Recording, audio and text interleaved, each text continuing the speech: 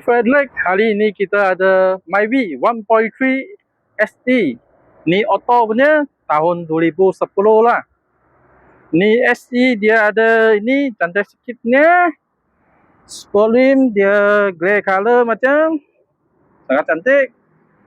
Lampu pun hitam punya, dia original SE hitam punya.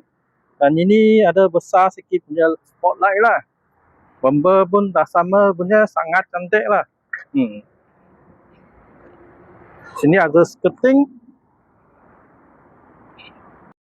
Ini belakang ada SE punya spoiler, SE punya lampu. Ini putih punya logo SE. Dan bumper dia SE punya. Dan exhaust pun SE punya, dia tak sama dan lain punya Myvi lah. Sangat lawa ini belakang. Dalam sangat cantik lah. Original punya, ini belum buka lagi. Seat pun original SE punya. Ada logo. Steering dia ada leather lah.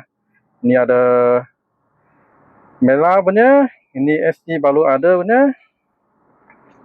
Dan airbag ada 2. Dia meter SE punya meter merah punya. Itu lain punya Myvi. Itu biru color dan orange color punya. Ini pun special juga lah. Ini SE punya radio original punya. Tak ada rosak. Sangat cantik lah ini. Seat pun sangat cantik juga. Semua original. Sangat bersih lah ini kereta. Ini Myvi 14.8 lah. Ini sangat lawa punya. Sangat cantik lah.